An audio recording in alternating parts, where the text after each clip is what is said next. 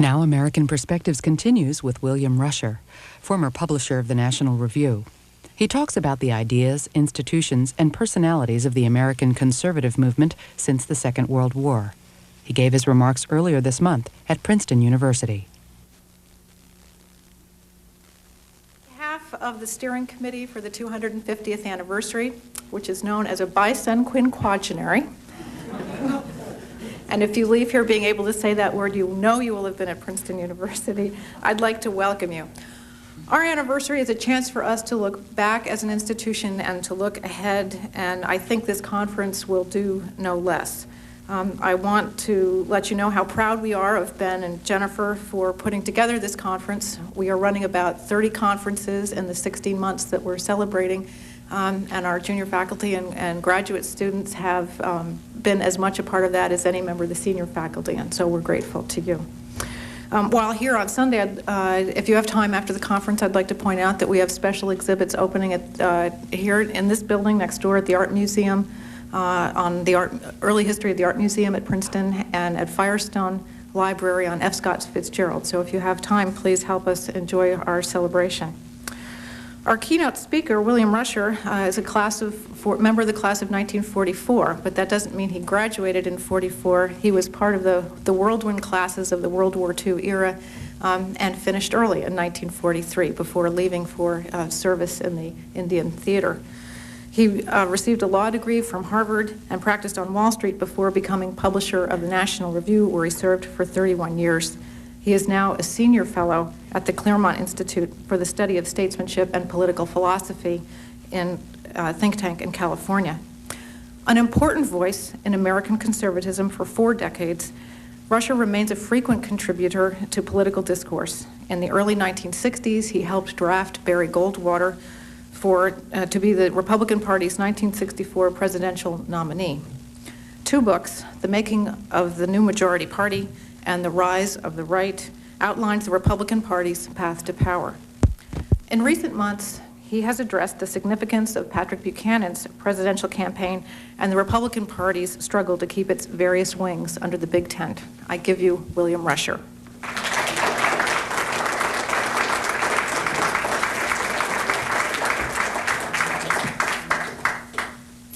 Thank you, Ms. Bedford. Ladies and gentlemen,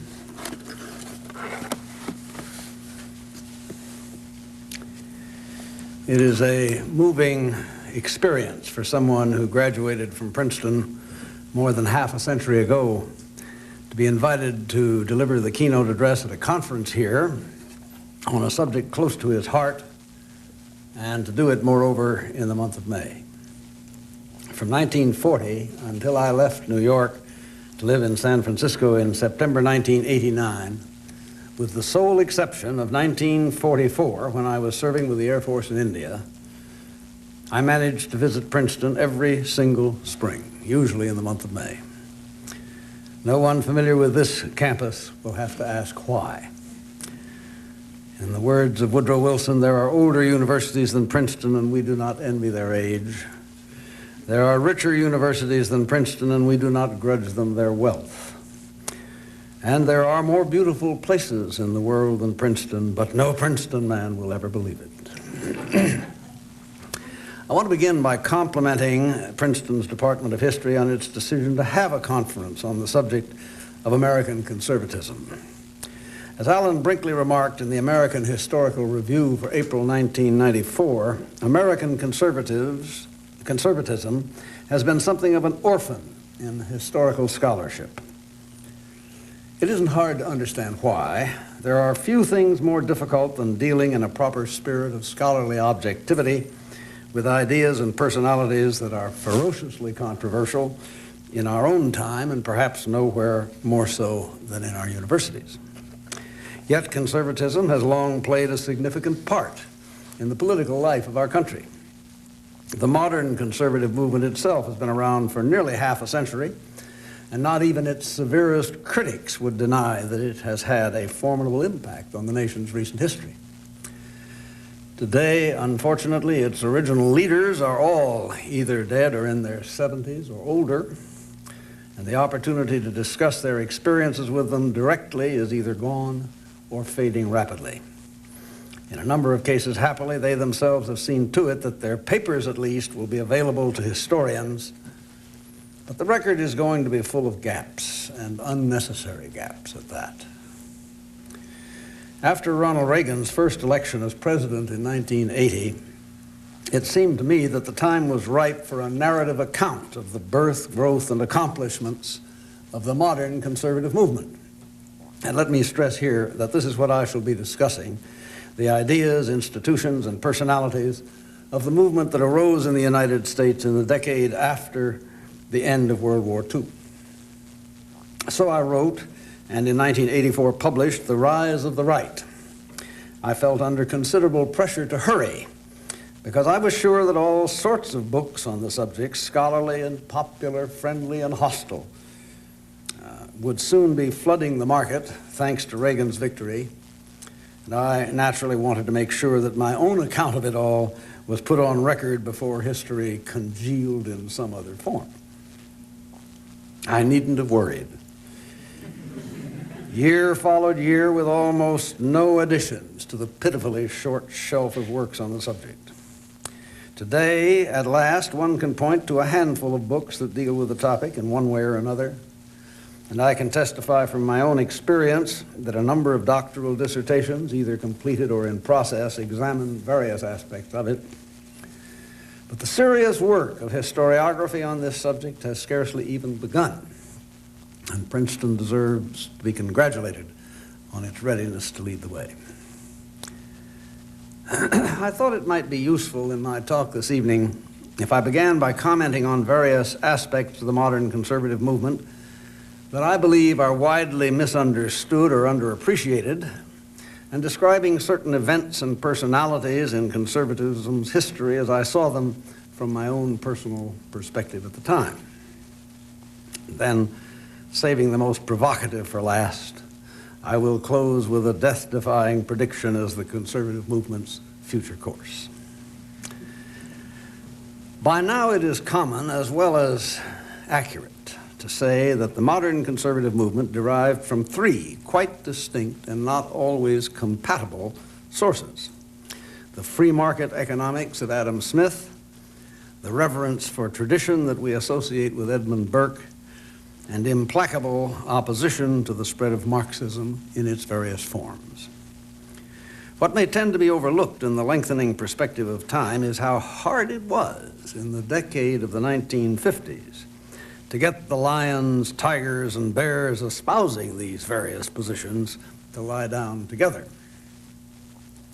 The young man who shouldered the job was William F. Buckley, Jr., and I do not hesitate to list it first and foremost among his many contributions to the movement. In 1955, he gathered together what was, for the time, a highly impressive and highly eclectic group of intellectuals to serve as editors and contributors to his new conservative journal of opinion, National Review. There was James Burnham, the Princeton-educated former Trotskyite who had written The Managerial Revolution and The Machiavellians. There was Frank Chodorow, perhaps the leading libertarian of the day. There was Russell Kirk, whose powerful book, The Conservative Mind, had almost single-handedly rooted conservatism in the rich loam of the pre-Enlightenment Christian centuries. There was Wilhelm Röpke, the mentor of Ludwig Erhard and thus the godfather of the post-war German economic miracle. There was even Max Eastman, who occupied the chair of atheist conservatism at the magazine for several years until it all became too much for him and he took his leave. To make matters worse, Buckley made it a rule that only individuals with an already established reputation could become senior editors, an attempt to provide his fledgling journal with a little instant intellectual heft. As a result, almost all of the senior editors were older than he and not always happy about acquiescing in his decisions. I was not present at the magazine's inception, coming aboard as its publisher 19 months later in July 1957. But I was a fascinated witness of most of the roiling controversies among the editors in the late 1950s, and there were plenty of them. In fairness to Bill, though, I must acknowledge that most of the really big battles were at least as much between rival senior editors as they were between any of these and Buckley himself. The saving grace was the simple fact that Buckley owned all of the voting stock. For that enabled any of us, whenever we had to yield to him, to tell ourselves that he hadn't, as he of course assumed, out-argued us, but merely outvoted us. Out of these improbable ingredients, by feats of diplomacy that testified, among other things, to the respect in which he personally was held, Bill Buckley managed to hammer the amalgam that constitutes modern conservatism. Fusionism was the rather inelegant name given to the result by senior editor Frank Meyer. And what that term lacked in felicity, it made up in accuracy. For in due course, the lions, tigers, and bears did lie down together. The classical liberal economists, or most of them, children of the Enlightenment though they were, did come to acknowledge the critical importance of the West's Judeo-Christian heritage, and the traditionalists in turn grew to recognize the immense virtues, practical as well as spiritual, of political and economic freedom. To be sure, the process of fusion was a long one and not without its impediments. I can still remember seeing at conventions of Young Americans for Freedom in the 1960s signs pointing to the rival caucuses of the libertarians and the traditionalists, or in the breezy style of college students everywhere and always the libs and the trads.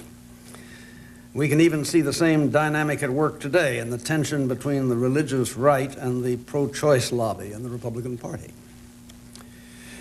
But the conservative movement today is the product of fusionism, and I never heard its vision better put than by Frank Meyer himself in a phone conversation I had with him not long before his death in 1972. I congratulated him on an article he had recently written on the subject of fusionism. He thanked me and then added, I didn't quite dare to say what I really believe. And what is that, I asked. That the Western Christian tradition was fatally bifurcated by the Reformation, he replied, with the truths of individualism and freedom being upheld by the Protestant societies around the rim of the Atlantic, and the truths of tradition and order being sustained by the Catholic societies on the continent, and that only a true ecumenism that unites them again and maintains both sets of truths in a paradoxical tension is strong enough to overcome the challenge of communism. That was the kind of spirit that gave the early National Review one crucial characteristic on which I would like to dwell for a moment, and that is its sense of mission. We were a small movement, and we knew it, but we had, when I became its publisher in July 1957, National Review's paid circulation, I've never forgotten the exact figure, was 16,479. But we had big plans. I well remember Bill Buckley saying repeatedly to me and others in the 1950s that National Review's purpose was nothing less than to provide the ideas for a conservative transformation of American politics, precisely as the New Republic, he said, had provided the new ideas that led to the New Deal. I hasten to add that most of us never expected to live to witness the realization of our dreams. Russell Kirk's rule of thumb that it generally takes about a quarter of a century to change a nation's course fundamentally seemed, if anything, overly optimistic.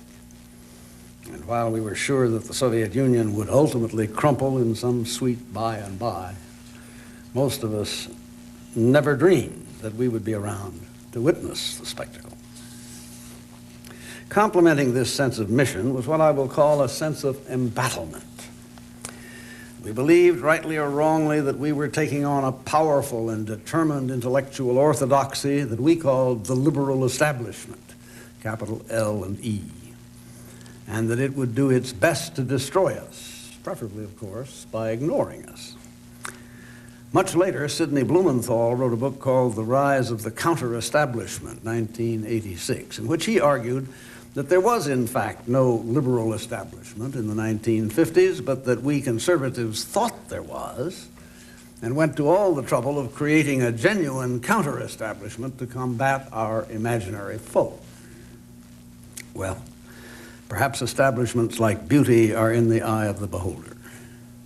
But I could entertain you all evening with accounts of the brutal treatment that exponents of conservative views experienced at the hands of the powers that were in that far-off decade of the 1950s.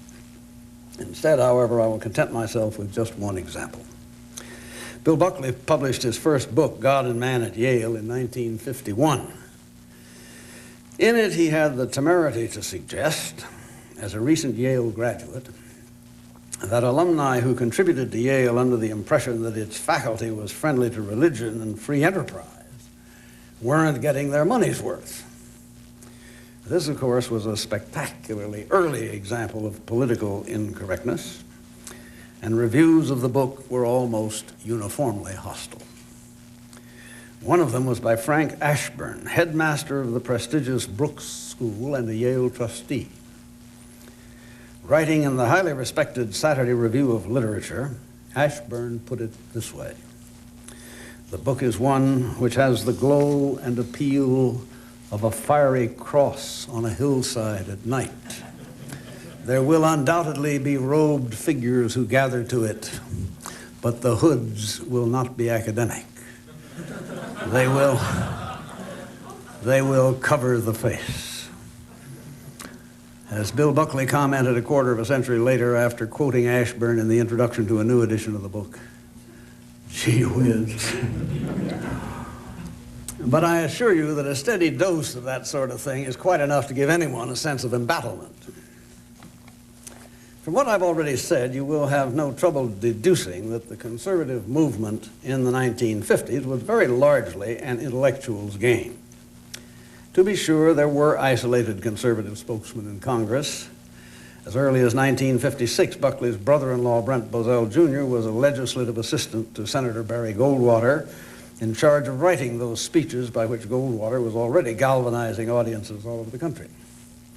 But most conservative activists were intellectuals, pure and simple. And it's a safe bet that many of them couldn't have found a polling place with a flashlight in broad daylight.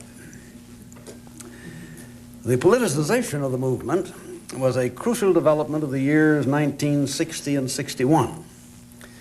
And it was undertaken by individuals with talents far different from those displayed by the writers on the masthead of National Review. To be sure, many of them were National Review readers. That was certainly true of almost all of the 90 or so college students who founded Young Americans for Freedom at the Buckley Estate in Sharon, Connecticut in September 1960. And it was also true of the remarkable pair of brothers-in-law, Kieran O'Doherty and J. Daniel Mahoney, who launched the New York State Conservative Party in 1961 and 62. Though many of the volunteers they recruited to their cause had other sources for their conservative sentiments. As for the group of former young Republican politicos whom Cliff White, Congressman John Ashbrook, and I invited to meet with us in the Avenue Motel on South Michigan Boulevard in Chicago in October 1961 to form the anonymous entity that later became the National Draft Goldwater Committee, I doubt that more than half of them were closely familiar with National Review, but once again, the key figures most certainly were. My own chosen role was to act as liaison between this group and the conservative intellectuals, and this was recognized by all present. I vividly remember the moment at our second meeting in Chicago 2 months later when Cliff White, who by common consent was our leader, assigned to almost everyone there some geographical responsibility. Dave Nichols, you're in charge of New England. Bill McFadden, you have the North Central states. Frank Whetstone, your responsibility will be the Northwest and Alaska, and so on. When he was done, and hadn't mentioned me, somebody asked, "What about Rusher?" To which someone else replied, "Oh, Rusher's in charge of the kooks." Which I regret to tell you was that particular young politico's indelicate term for the more intellectually inclined conservative activists. Since those early meetings of our anonymous cabal were the occasions on which Cliff White spelled out and the group adopted a specific strategy for launching the conservative movement in our national politics, this is probably the right place to caution you against assuming that this was, as some have charged, basically a Southern strategy designed to lure Southern rednecks into the conservative wing of the Republican Party with a subtle appeal to racism. It is certainly true that we hope to bring many Southern voters into our fold. But it is equally true that we intended to appeal as strongly as we could to the voters of the Southwest, the Mountain West, and California. We could already sense the shifting demographics and politics of these regions, which Kevin Phillips was to demonstrate so brilliantly 7 years later in the emerging Republican majority, 1968. And our intention was to appeal primarily to the young, middle-class voters who were flooding into the new suburbs of the major cities of the Sun Belt. To the predominantly elderly and rural Democratic racists of the South, we simply had nothing to say. Before leaving the strategy of the Goldwater campaign, one other thing deserves to be said.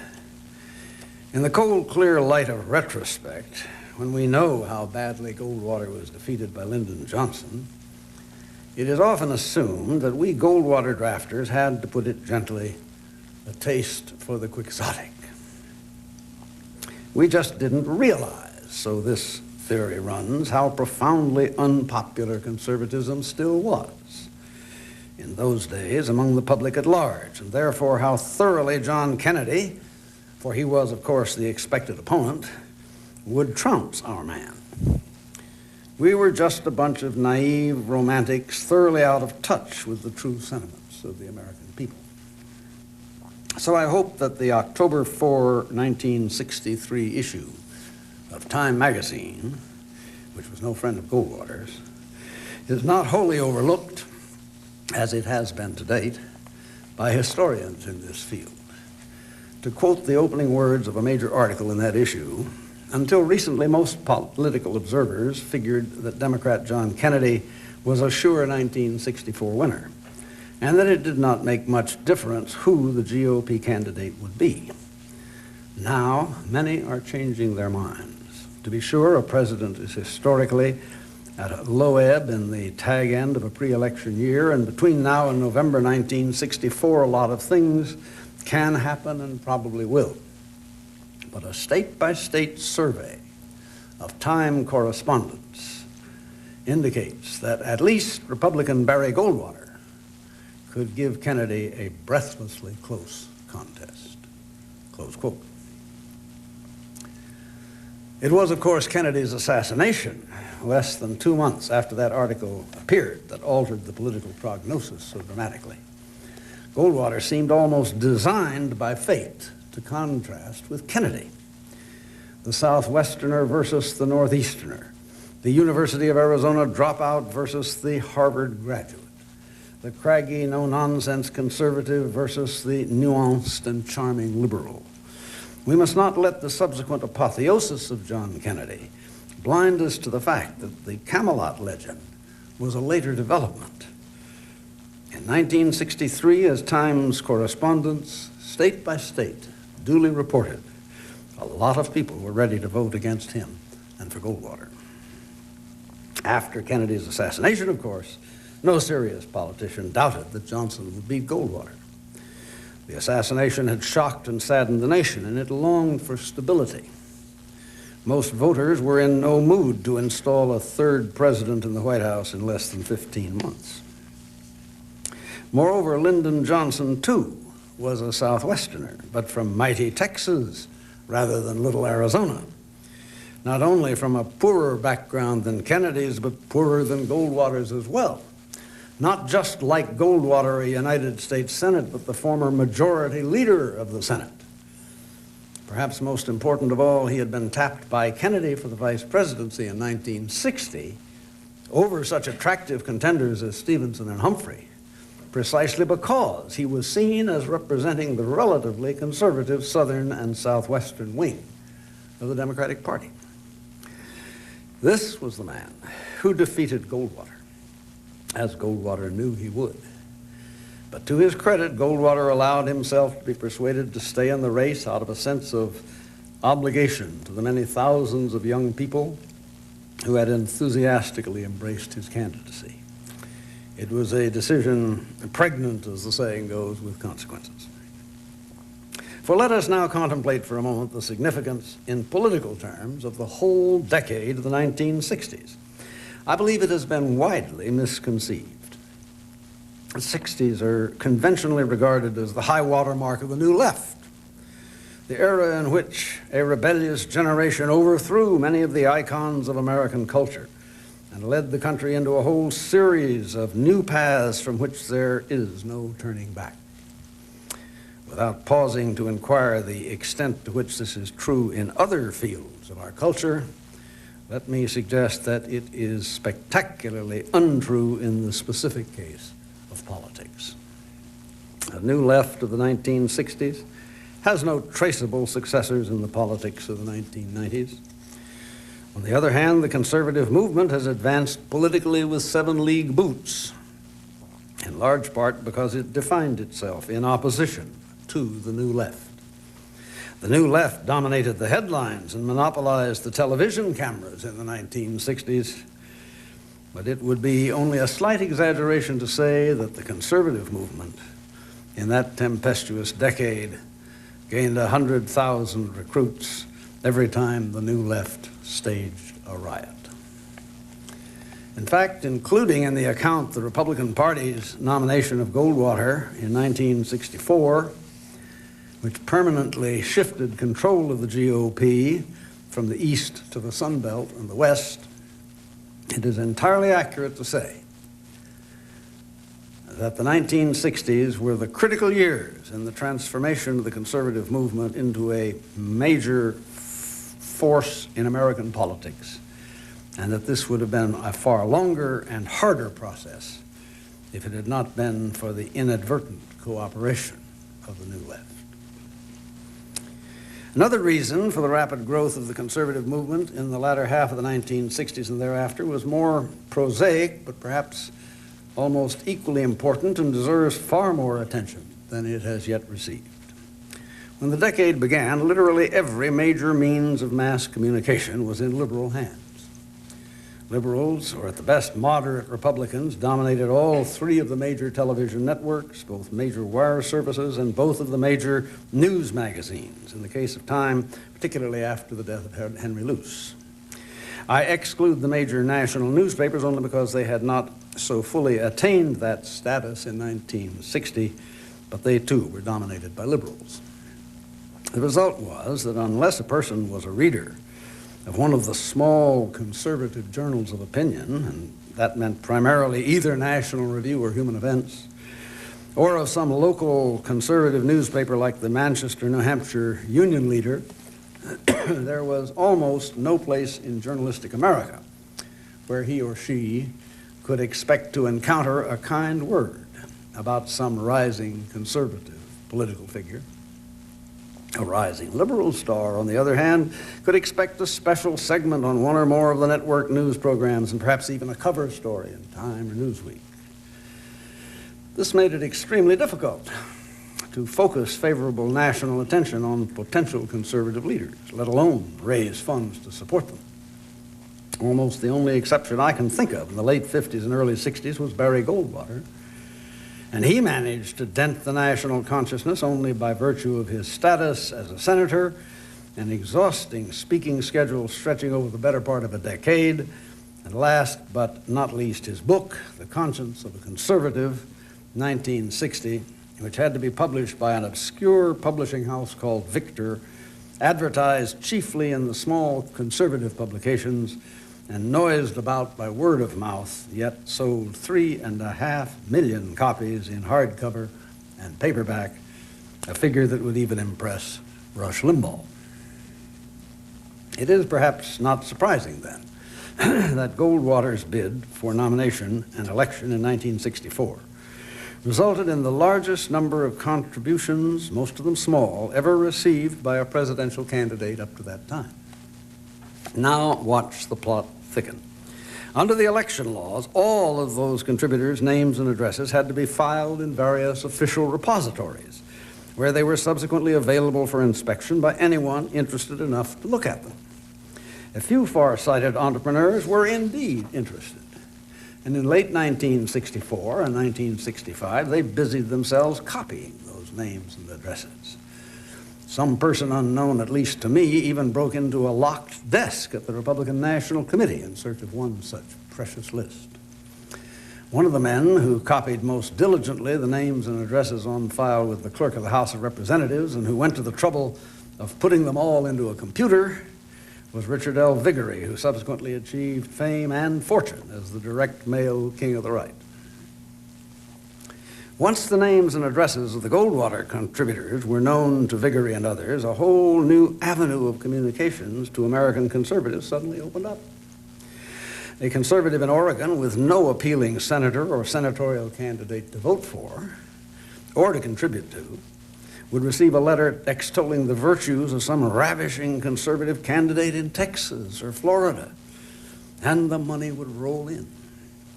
In due course, the names of all contributors to that individual's campaign would in turn be added to the existing lists. Thus, for example, Ronald Reagan's bid for the governorship of California in 1966 was in part mobilized and financed through the Goldwater lists, and the augmented Reagan lists in turn contributed substantially to the victorious senatorial campaign of James Buckley in New York in 1970. By 1980, the compilation of conservative lists had broadened to include lists of voters concerned with particular issues, such as abortion, gun control, and so on. It was thus possible for Viguerie and his clones to compose letters for a candidate that were carefully designed to appeal to specific special interest groups, and then to mail the appropriate letter to the listed individuals in each group in every zip code in that contributor's candidate state. That November, 6 liberal Democrats were carried feet first out of the United States Senate. The conservative movement, in short, emerged from the decade of the 60s with an array of political cadres, blooded troops, and assorted political instrumentalities that simply hadn't existed when the decade opened. In addition, whole previously unrelated or even hostile bodies of opinion had begun to identify themselves with the conservative cause. One small but extremely influential group, who were dubbed the neoconservatives, began their long march to conservatism as old leftists in express opposition to the new left's nihilistic tendencies. Far more numerous were millions of former Democrats who also responded negatively to the new left and its riots, but whose concerns were essentially social in nature, revolving around the family, morality, and religion. The new right, capital N and R, was the name given by Kevin Phillips in the early 1970s to the small group of conservative organizers that most actively sought to reach out to these rebelling Democrats and respond to their concerns. The religious right held back from organizing politically until 1978, when the Carter administration's Internal Revenue Service briefly proposed withdrawing the tax-exempt status of private schools sponsored by religious organizations. The proposal was quickly withdrawn in the face of overwhelming opposition, but it seems to have been the event that convinced the religious right that it had no alternative but to become involved in national politics. All of these groups had joined the conservative movement by 1980, and all of them contributed and substantially to Reagan's victory in that year. I can identify only one other group that has joined the movement since then, and that is the self-described paleo-conservatives, who emerged as a distinct entity in the early 1980s and who sometimes seem more interested in leaving the movement than joining it. It was probably inevitable in the circumstances that the 1970s were to see an almost exponential growth in the number of conservative organizations addressing almost every imaginable issue. There were brand new think tanks, of which the Heritage Foundation was only the most important and most visible. eager political candidates, experienced campaign managers, public interest legal foundations to test issues in the courts, candidate training schools, journalistic training schools, columnists, radio and television commentators, and even new foundations offering financial support, of which there had been precious few up to 1970. Before achieving national power, however, the conservative movement first had to contend, as all Americans did, with that extraordinarily complex man, Richard Nixon.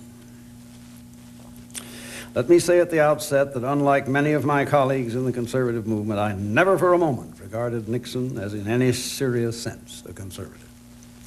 We had, to be sure, some of the same enemies, notably the liberal media, but Nixon was at heart a Machiavellian.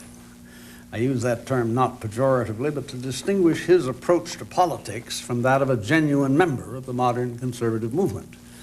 The latter involves himself in politics in order to advance certain principles in which he believes. The former regards politics as the pursuit of power for its own sake. About 15 years ago, the New York Times Sunday magazine ran a long excerpt from one of Nixon's innumerable books on foreign policy, Real War or Real Peace or something like that. It occurred to me that it might be fun and usable for my syndicated column to simply count the number of times certain key words turned up in the excerpt.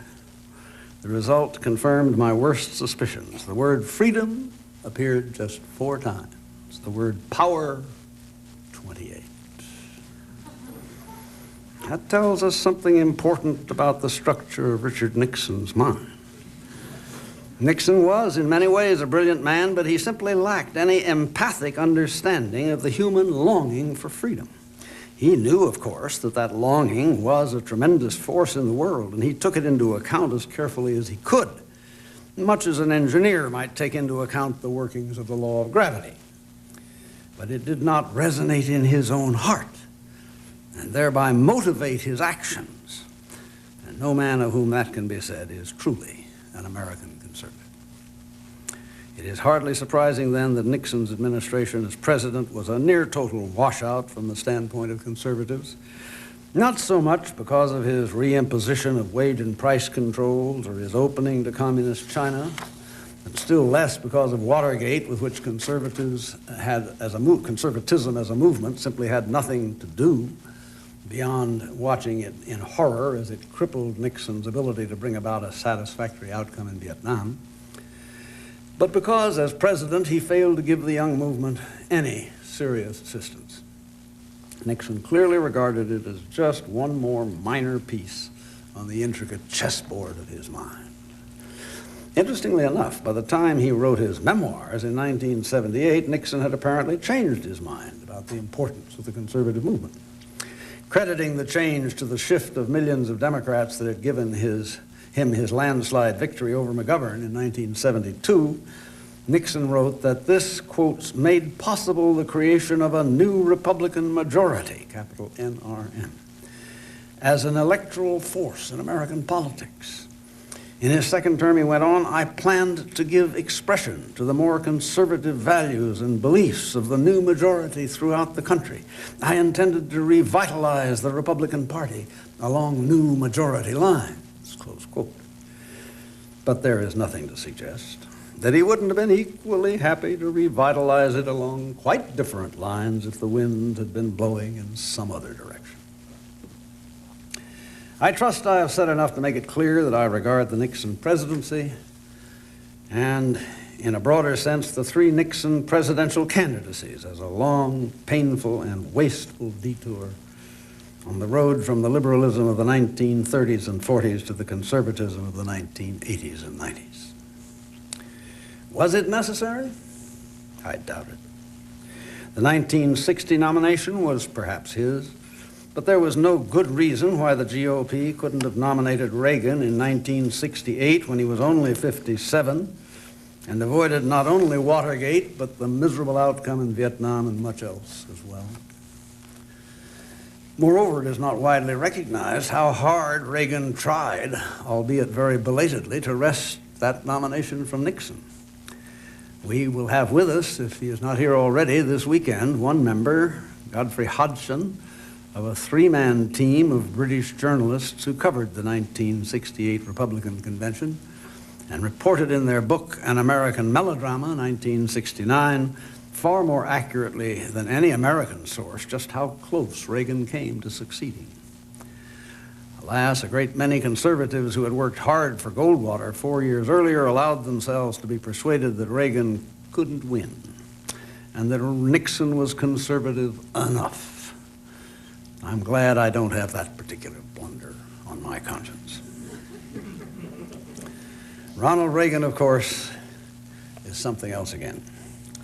I had the privilege of knowing him personally and reasonably well from about 1967 onward, and I thought long and hard before concluding that he deserved to be called a movement conservative, even though he was a subscriber to National Review from 1960 forward. But I eventually decided that he did. Like him or not, he had principles, freedom among them, in which he believed devoutly, and his essential purpose in being in politics was to advance those principles.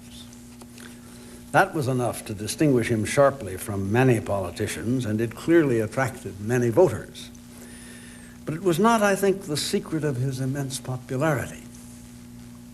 That resided, I believe, in the fact that he combined this obvious devotion to principles with an essentially warm, low-key, and non-threatening personality. Let's face it, there is something about the typical conservative that scares the hell out of a lot of people. We are forever forgetting the late Senator George Murphy's wise advice. You can say many things if you say them kindly and with a smile. Ronald Reagan never forgot that. Straight through his presidency, Reagan remained a diligent reader of National Review. Early in his first year, he complained that he wasn't seeing it regularly. It was available on Air Force One, he told Bill Buckley, but spotty around the White House.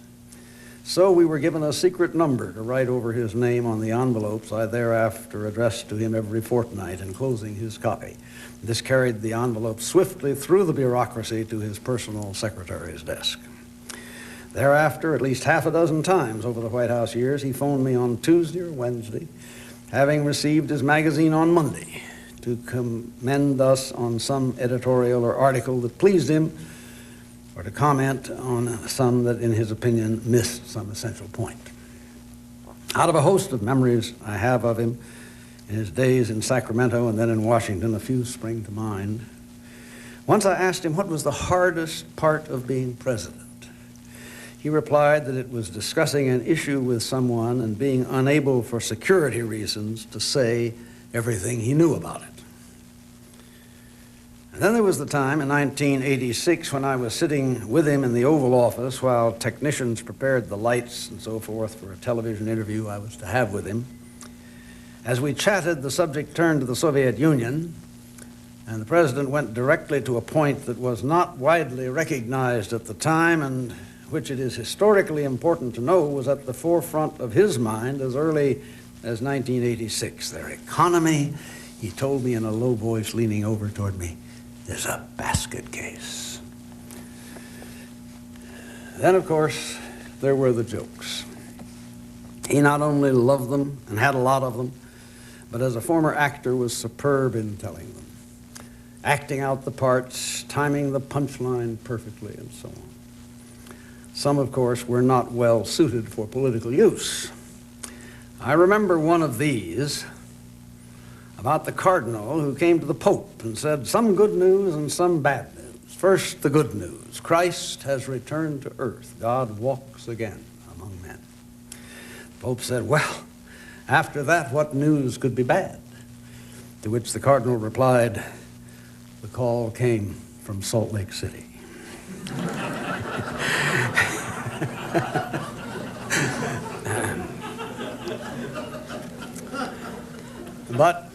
But we haven't, of course, so much as scratched the surface in considering and assessing Ronald Reagan, nor could we in the time available this evening.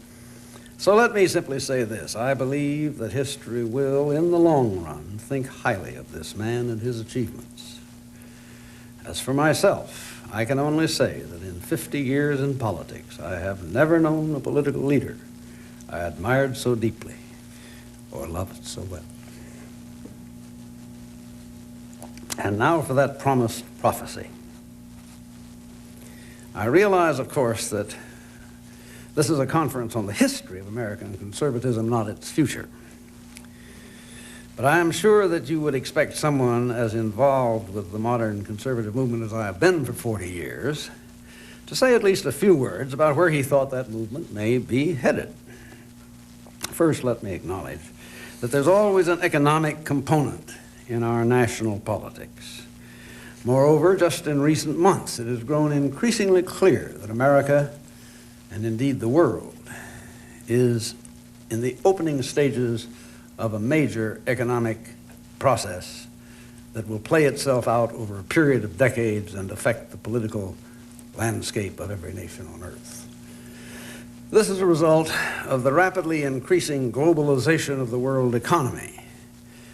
Thanks to the advances of technology, the economies of the United States and certain other major nations are shifting to a new emphasis on high-tech industry, while simpler manufacturing jobs are moved offshore. The whole process deserves the name it has been given, the Third Industrial Revolution. Without question, the process is going to be painful, just as the advent of the automobile was painful for the makers of buggy whips. Equally without question, there will be Luddite efforts on the left by the labor unions and on the right by Pat Buchanan and others to stop the process in its traces, to flood the moat, pull up the drawbridge, and turn America into an autarkic state, permanently operated along the lines of the Second Industrial Revolution. I cannot speak for the left, of course, but I am confident that there will be very few conservative economists, and indeed very few conservatives more generally, who will agree that such a policy would be practical. With the Cold War over and the world's nations broadly agreed on the desirability of free markets, the gradual global integration of the world economy is simply inevitable. We can and should seek to gentle the process, but we cannot possibly stop it. Of the Third Industrial Revolution, we can only say what Stephen Vincent Benet, at the close of John Brown's Body, said of the Second.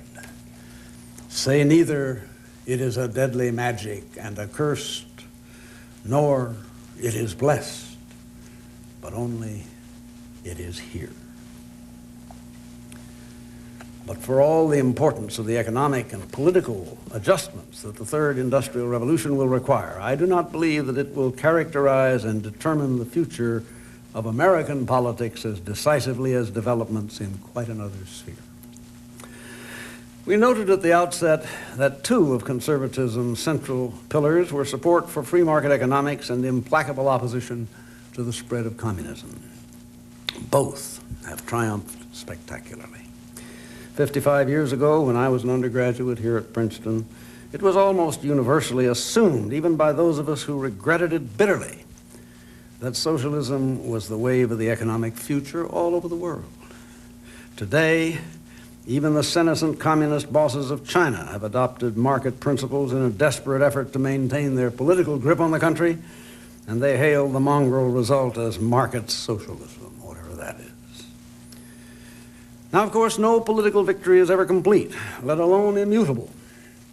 And I concede that in the case of free market principles, they are sometimes even in the United States, honored more in the breach than in the observance. Nor do I for a moment agree with Francis Fukuyama that their acceptance is so universal, let alone so permanent, as to mark, along with the triumph of democracy for all practical purposes, the end of history. But I do believe that the current worldwide prestige and application of the principles of free market economics represent as real and solid a victory for conservatism as it is reasonable to hope for in human affairs.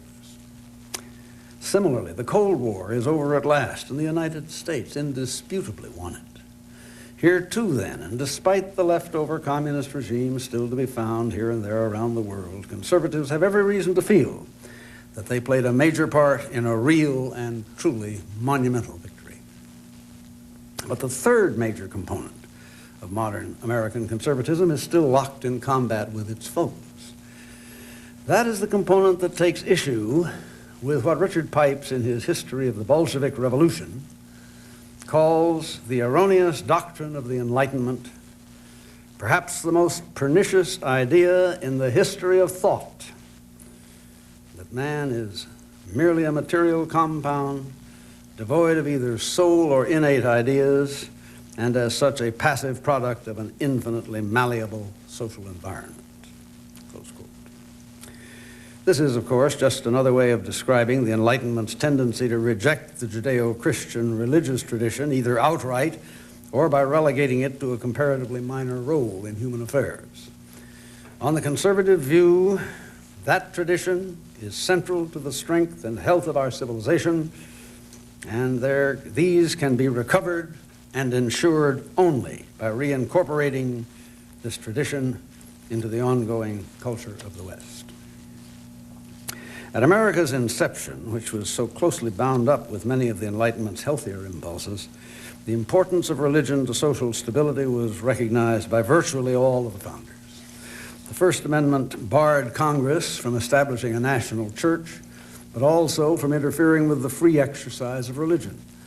Moreover, we tend to forget that it left intact the churches that were then established in several of the states.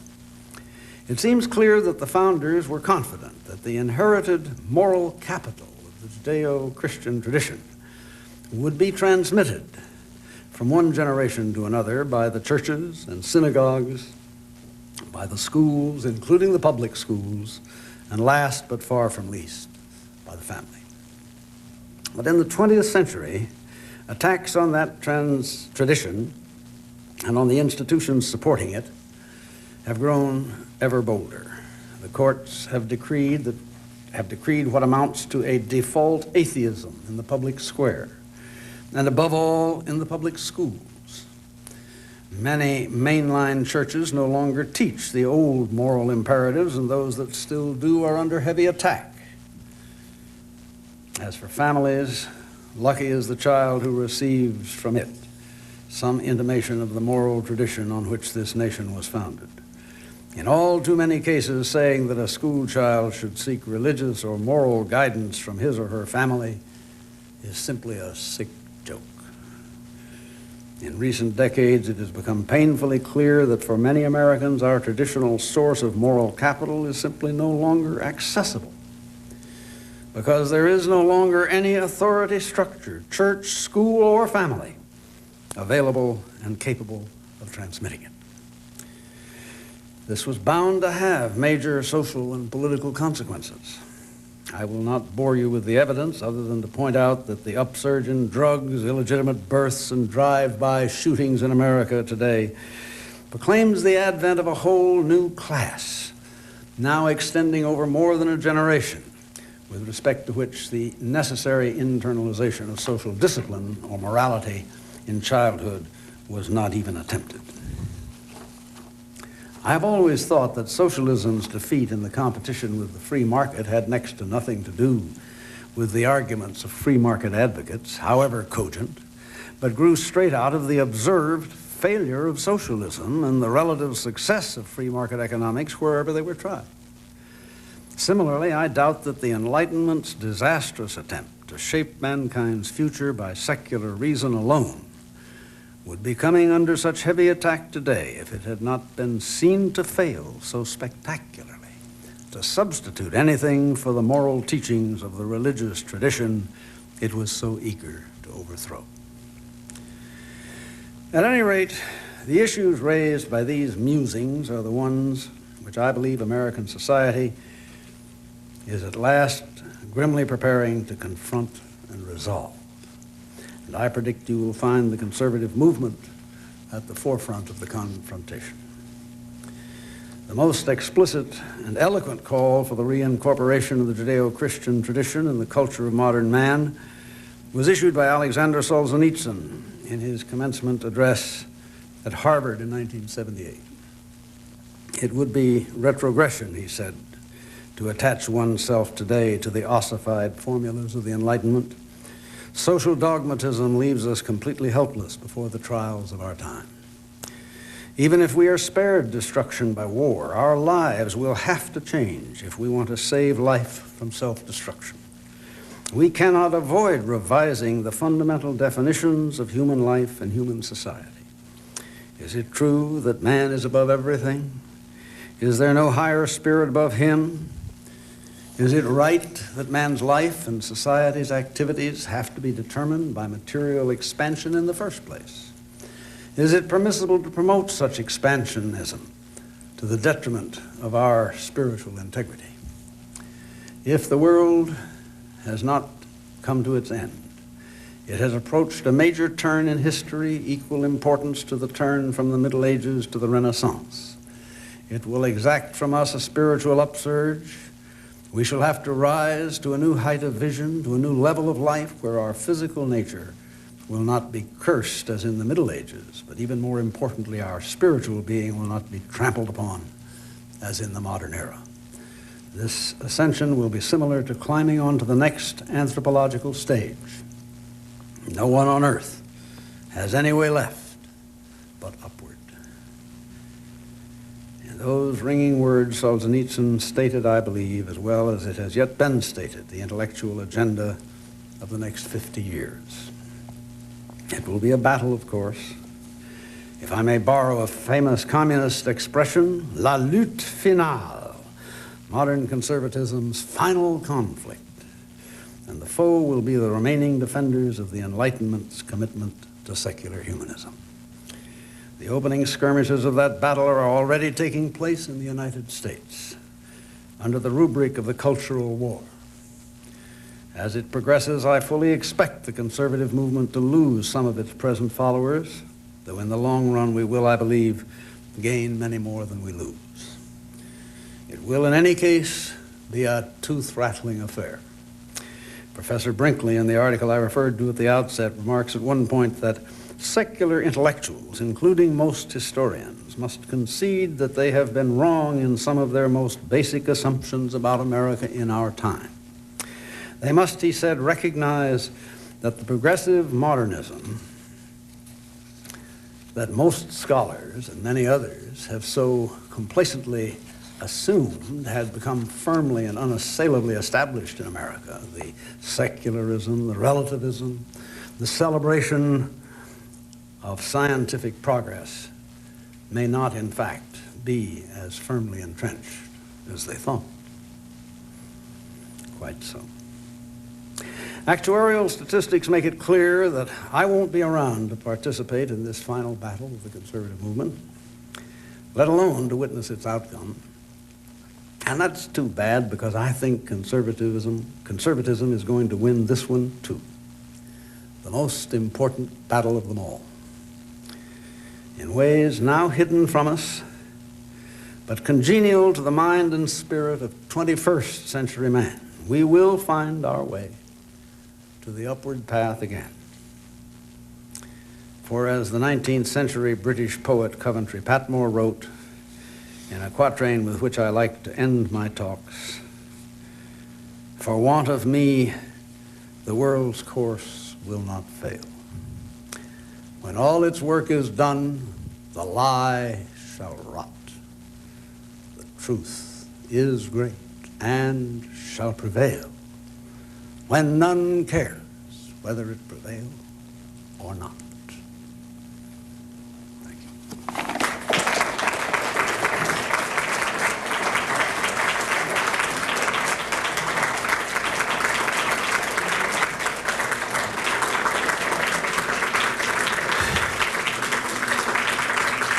Now, if I have any strength left, we're supposed to have a question period. Then you must address the question from that microphone. Yes, sir. Good evening, Mr. Rusher. I'm an undergraduate here at Princeton. I'd just like to know where you fit in the Republican Revolution of '94 and the current conservative leaders in your progression of the movement. Well, bear in mind the distinction between a movement and a party. A party is like a bottle. A movement is like a wine. The wine has to exist in a bottle. The bottle isn't much good unless it has wine in it. The Republican Party today is still full of conservative wine. In 1994, for a series of reasons having to do with the preceding defeat of Bush and much else, it did extremely well in the congressional elections. This year, it has had, I think it's fair to say, a lackluster selection of candidates for the presidential nomination, much as the Democrats did in 1992. You'll recall that Clinton was really on the B list. The entire A list of Democratic candidates, Gore and so on, had taken themselves, Gephardt, out of the running because they thought Bush could not be beat. So I think that we have the usual quadrennial contest in which the people will have to decide whether they want to continue with whatever they think Clinton is giving them or whether they think Dole and without a Republican Congress could do better. I don't think that any of this has a long-range significance. I think that all the secular trends that I can see are still running in the conservative direction. I do not see that liberalism has had an idea in years. Maybe I'm missing something. And I think conservatism is still full of vitality and still full of ideas and energy. And in due course, there will be candidates prepared to address that question successfully.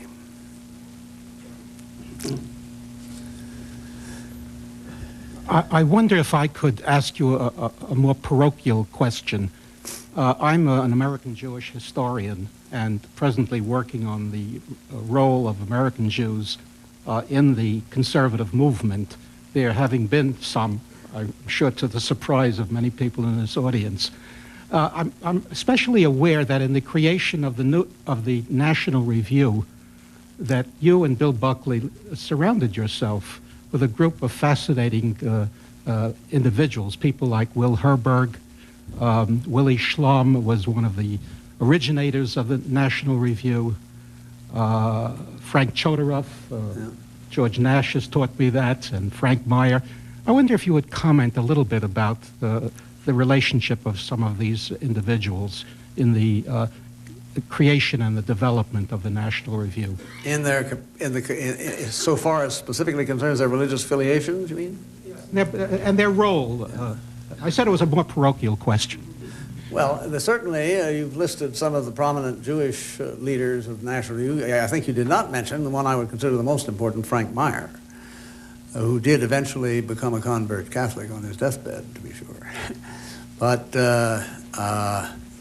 it was really very interesting. Frank had been born a Jew and fallen away from the Jewish faith, and then for many years had no religious affiliation, and wrote the Principles and Heresies column at National Review.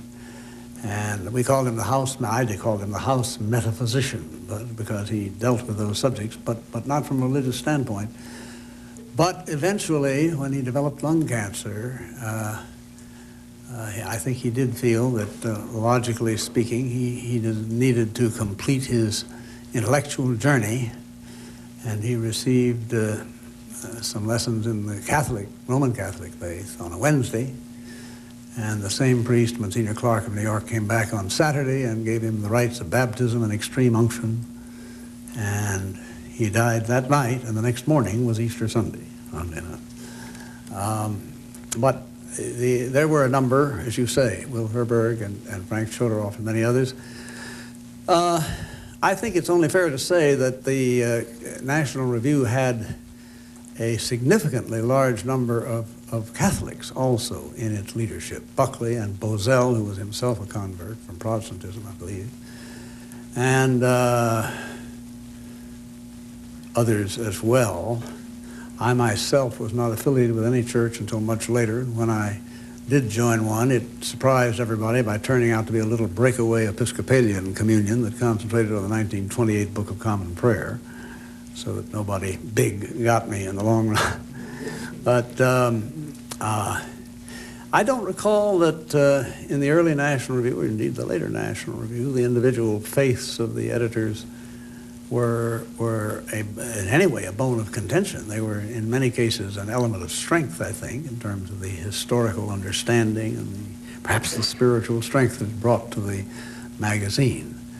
But I don't know how more specifically to answer your question than that, unless the question itself. People like Will Herbert, who Yes? in 1949 was talking about the importance of the development of religion in the public arena, a point of view that was simply outside of the... Well, you mentioned Will Herbert. You haven't been at the microphone, so I have to reiterate this. But he stressed the importance of religion in the public arena, and he was very happy to be with us. We were terribly sorry that he developed a brain tumor and died when he did.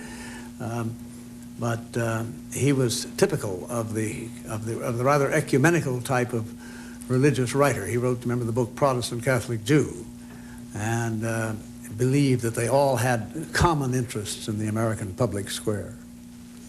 Yes. Well, Mr. Rusher, I'd like to, I enjoyed your remarks, but I'd like to temper your optimism a bit.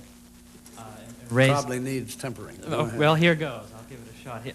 I'd like to use as an example the allegedly draconian contract with America. We've heard a lot about it, but in fact, the Brookings Institution has said repeatedly that in fact it represents merely the final consolidation of the New Deal and the Great Society. So does it not seem that in fact what has triumphed around the world, in fact, is not so much the free market, but in fact the social democratic welfare state that I assume National Review's founders would have deplored? I don't think the social democratic welfare state is in all that great health around the world. It seems to me that in Europe particularly, where in many cases it's gone further than it has here, Germany, for example, it is now biting so severely into the economy that they are all beginning to have to cut back very seriously. The United States is not going back, certainly, to some pre-Lapsarian era when there was no welfare at all. We're going to continue as a society to be concerned with that kind of thing. But I think that the welfare state in the United States is going to be cut back, and I think it's going to be cut back in the rest of the industrial world as well, and ought to be. So it's really a matter of degree in all those cases. Yeah, I was struck by the fact that when you were describing the early kind of building days of the conservative movement in the late 1950s and early 1960s, you didn't make any mention of what I think many American historians would consider the single most seminal event of those years, which was the civil rights movement. And you talked about the New Left recruiting for the conservative movement, but I would be really interested to hear what you would say about how the civil rights movement did not recruit for the conservative movement. I know elsewhere that you've said that race was not a significant element in George Wallace's campaign in 1968. I never said race was not. You quoted somebody as saying that. Oh, I was quoting you. You were quoting me? Yes. As saying it was not a From The Rise to the Right, yes.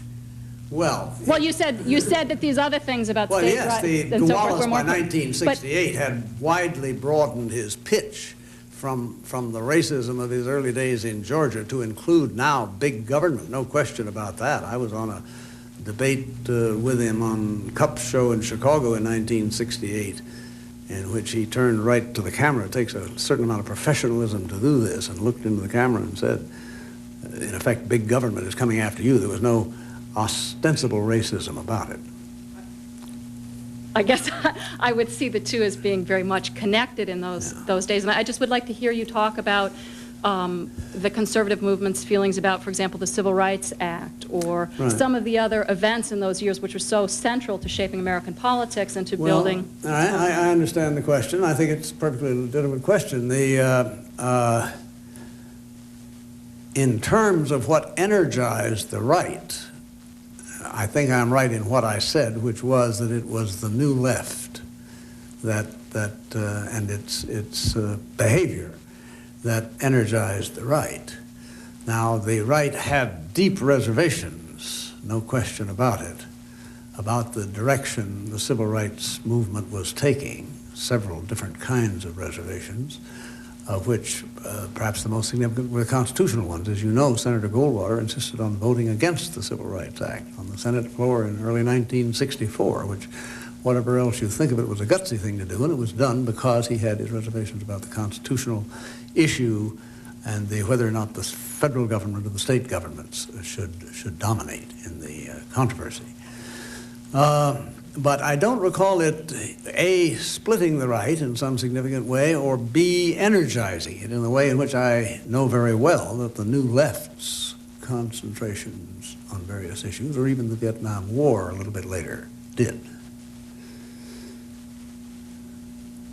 So you would say that there's some kind of very sharp, clear distinction between the civil rights movement and the New Left? My understanding of them was that the one gave rise to the other, and they were very absolutely. much Now, the civil rights movement, there were different people involved by it, very largely. The civil rights movement had its own leaders, Martin Luther King being only the most prominent. The New Left had its own leaders also, but they certainly didn't include Martin Luther King or a great many other people who were active in the civil rights movement.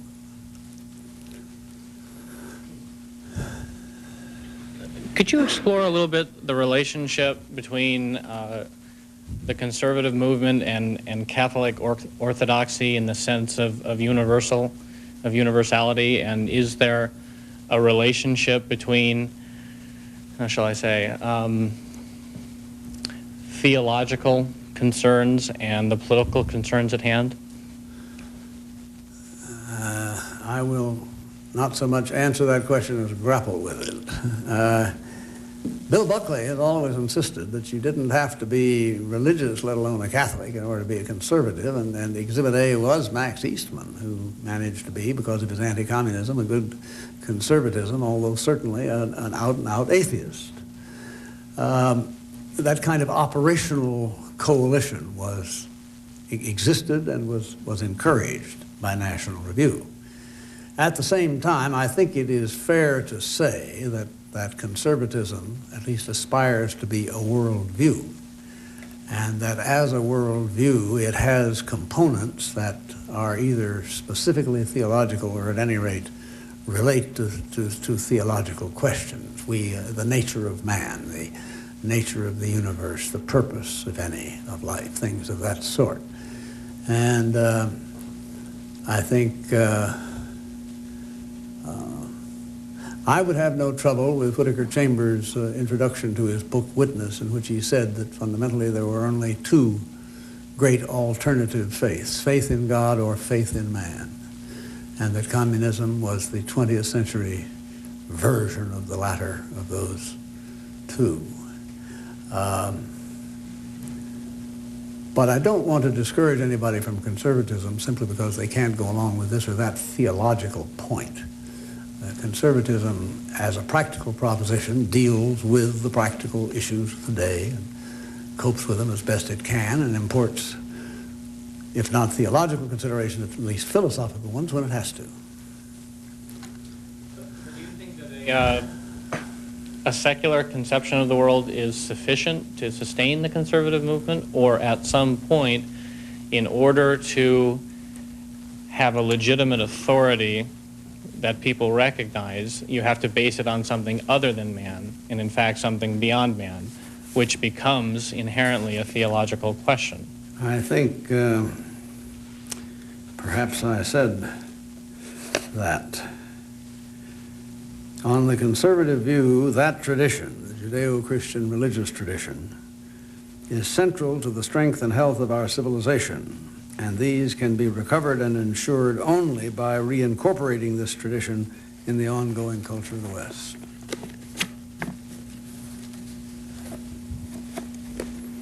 I was wondering if you could fill out your fascinating history of conservatism with a little more critical analysis of your own.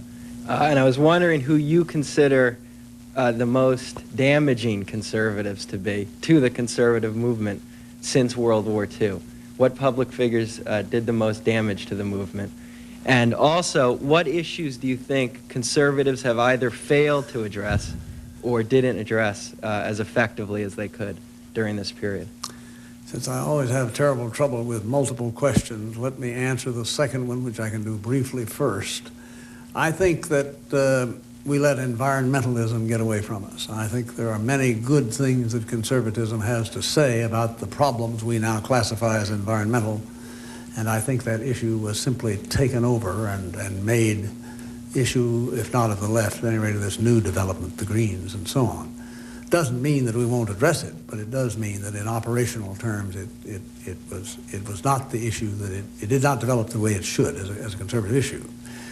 And there are probably other things as well, but that one will serve as a, for example, answer to your second question. With regard to the first, a damaging person, there's no question that in terms of the damage that was done by the controversy that surrounded him, the damage done to the conservative movement, Joseph McCarthy his name has to come first. Now, oddly enough, you raise this just at a time when I think things may be beginning to change a little bit.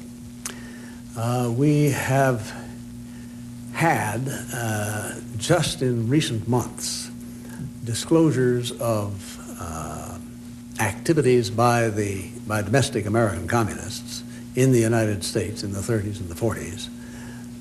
Thanks to the files in Moscow that have come open, thanks to the Venona papers, which have been translated, decrypted, and released, and various other things. And it is becoming apparent that the anti-communists of the early 1950s had much more to be said for their point of view than they were later given credit for having. I was right in that battle too, and for a year and a half, between my Wall Street law firm and National Review, I was associate counsel to the Internal Security Subcommittee of the Senate Judiciary Committee in Washington, which was not McCarthy's committee at all, but he wasn't even on it. But I had therefore followed that question. Now, how that is going to play out in terms of reviewing the controversy is interesting. We have with us, or will this weekend, Richard Gidd Powers, who has written a most interesting book on that subject, in which he argues, it's called Not Without Honor, you may be familiar with it, in which he argues that a good many prominent anti-communists of the 1950s deserve the thanks of the American people for the battle they waged. He specifies Norman Podhoretz and Bill Buckley and Sidney Hook and people like that. But McCarthy, he puts to one side as still the demon. Now, interestingly enough, I don't know why Bill has done this, but Bill Buckley has just reissued McCarthy and His Enemies, and published by Regnery, which came out in 1953 or 4, and which analyzed very carefully and very critically, and I must say withal very fairly, what McCarthy had done, actually as distinguished from what we now, after 40 years, remember him as having done. And it's conceivable that even Joseph McCarthy will get a second look somewhere along the line, but it hasn't happened yet, and he is the answer to your question. Mr. Dion. Sir, thank you first for your enlightening talk. If you don't mind a word that's rooted in the Enlightenment. I'm going to burden you with a multiple question. First, did you actually, you said, as I recall in 1972, you said you were going to vote for McGovern, and I've always been curious if you could actually... I wouldn't vote for McGovern. I said I wasn't going to vote for either. So you didn't vote for McGovern. I was always curious about that. Two, seemed unlikely. I'm crazy, but I'm not stupid. Two other questions. Could you reflect on your writing in the 1970s where you suggested that conservatives leave the Republican Party, and what you, sort of why you thought that then and what you think about it in retrospect?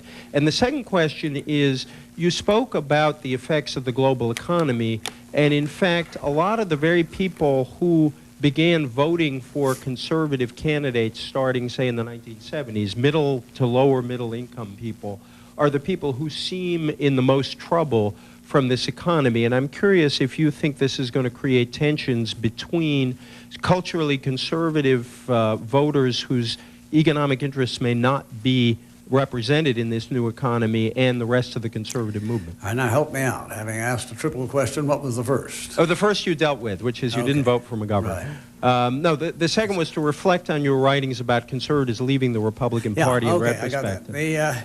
I saw Warren Buffett recently speaking on a C-SPAN or something to a group of business school students. And one of them said, Mr. Buffett, would you please explain what it was that persuaded you to buy stock in U.S. Air? And he said, well, I guess it's best described as a case of temporary insanity. And I could say much the same about my idea for a third party, except that it had a logic behind it. The point was this: I was convinced by the early 1970s that there was a conservative majority in the country, but that it consisted of two quite different groups: the economic conservatives, the old budget balancing, tax reducing Republicans, and the social conservatives, this new bunch moved over largely from the Democratic Party or independent areas, who were worried about the family and abortion and pornography and marriage and all those things. And they both regarded the liberals as their worst enemies and were ready to vote against their form of government, and did. Nixon carried every state but Massachusetts. But it seemed to me that in the early 1970s that the liberal Republicans had, for all practical purposes, a lock on the Republican Party. I thought that they could not nominate their own man, who might be Rockefeller or somebody like that, but that they could always avoid and prevent the Republican Party from nominating a true conservative. Their entire function was negative. And upcoming was the battle between Ford and Reagan, and I was absolutely sure that they would nominate Ford, as ultimately they did, despite Reagan's best efforts, and that Ford would then go down, as usual, to defeat, which he most certainly did. And in order to forestall that, I managed to persuade myself that the world was just waiting for a clear call for the combined social and economic conservative coalition that I felt was the majority in America. And I just didn't take into account the tremendous obstacles that are placed legally between such an idea and getting it on the ballot in 50 states. And then the best comment ever made on the subject of that book was made to me by, of all things, a Chinese in Taiwan, Fred Chen, the current foreign minister of the Republic of China on Taiwan, who graduated from Yale University with a PhD in political science specializing in American politics. He said to me, "Bill, I don't think your party is going to be a success." And I said, "Why not?" And he says, "Because Americans have been voting for the Republicans and the Democrats so long they think that somehow anything else is unpatriotic." And I didn't see how they could feel that about this party. It was going to be the most patriotic party you ever saw. But they did.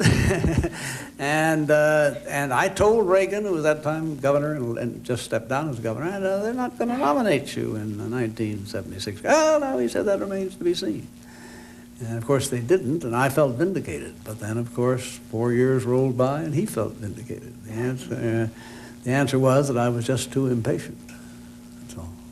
Now, what was the last? The second question was about the problem conservatives now face, which at least it seems to me is one of the reasons why this new majority in Congress is starting to run into trouble. Yeah, about this new economy and the effect it's having on the sort of economic well-being of some of the very social conservatives. As symbolized by the Buchanan voters. Exactly. Yes, yeah. Well, I don't think the conservative movement is going to change its opinion in order to include large numbers of these people if they are in fact in economically non-viable positions. I think that we are going to have to be creative about the way in which we help them. And I'm under no illusion, by the way, that a man who's 50 years old and been on a Ford assembly line all his life is going to learn very fast about computers either. I don't think that's going to happen.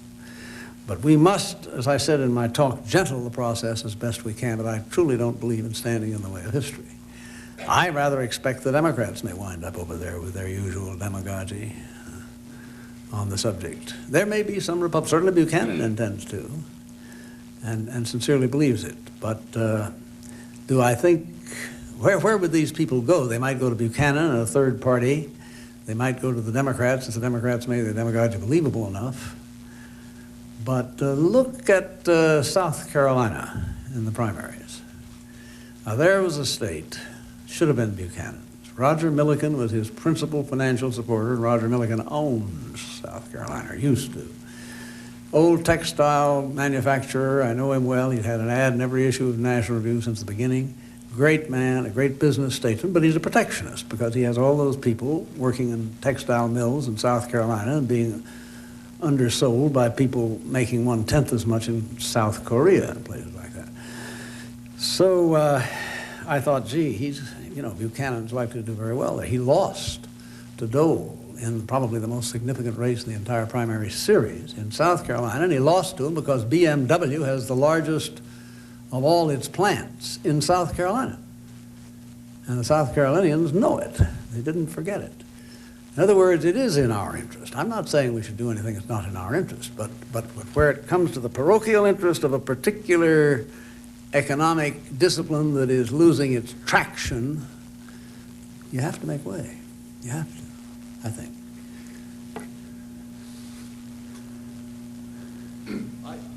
I'm Sean Wilentz, and I teach history here. So I wanted to ask the same question, but in a more historical way, I suppose, or a more philosophical way. And that was that I was taken in your talk by your rather emphatic remarks about the Enlightenment. But I was curious, as someone who was a great supporter of Adam Smith and the principles of Adam Smith, how you can square the two. It goes to the heart of fusionism in the modern conservative movement. Or Solzhenitsyn's famous address at Harvard, which was not simply an attack on the Enlightenment, but was also an attack on the free market in many ways. Yeah. So that these tensions exist at the core of the movement and are not simply political, but they are deeply philosophical. And you were able to own those for a long time, and I'm wondering whether they're having problems today. Right. When I first came to the Claremont Institute in 1989, I told the president, Larry Arnn, that I wanted to conduct a series of 3 conferences on the Enlightenment. The first was the ambiguous legacy of the Enlightenment. Second, the permanent limitations of science. And the third, with a less definite title, something like, where do we go from here? The first 2 conferences, the third was a fine conference, but it didn't have as resonant a conclusion as the other 2. And the papers on those first 2 were just issued finally this year. I edited them under the general title, The Ambiguous Legacy of the Enlightenment. And they go far, there are awfully good papers in there. Leon Cass, who was present at the second conference, said it was the best conference he'd ever been at. We had just 6 papers at that conference. Edward Teller was there, and then to give a completely rationalistic view of the world, Henry Pierce Stapp, senior staff physicist at Berkeley Livermore, a paper from Sir Fred Hoyle, whose wife got too ill for him to come over, so he sent over the paper. It was read by Robert Jastrow, and Leon Cass, the Committee of Social Thought at the University of Chicago, biologist, and a fabulous man, Father Stanley Yockey, who's the only person I ever heard of, let alone listened to, who has both a degree in sacred theology from the Pontifical Academy of San Anselmo in Rome and a PhD in physics from Fordham. If you want to talk about the Big Bang, there's your man. And those conferences addressed the question, and the immediate answer to the point you raised is, first of all, that there were really, for analytical purposes, 2 enlightenments. There was the continental enlightenment and the shallow enlightenment of England and Scotland, and indeed the United States, and which probably the more successful enlightenment, precisely because it concentrated on the elements coming from its demands for freedom, the political freedom and economic freedom. And it did not lead, as the continental enlightenment did, to the illogical conclusions that God was dead and the terrible bloodshed of the 20th century and the rest of it that we've now seen the consequences of. So I guess to answer your question, it is true, and it's certainly true of Solzhenitsyn, you're right on the money, that his criticism of the Enlightenment would include not only the continental, but even the English and Scottish shallow Enlightenment. That is not conservatism's intellectual history. We are, in part, children of the Enlightenment, that particular part, and in part, children of the older Judeo-Christian tradition. I suppose what I'm saying is that we really represent the fusion that Frank Meyer had in his mind. And I guess if that was the last question, then this is the end of the show. Thank you very much.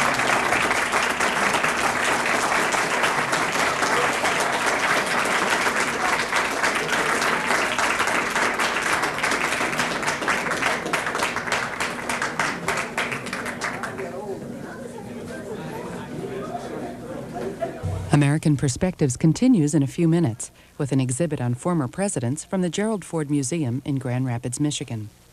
But first, these programming notes. The House and Senate are in recess for the weekend. The House will meet tomorrow at 2 p.m. Eastern Time in a pro forma session. That's when no legislative business is expected. You can see live coverage of the House on our companion network, C.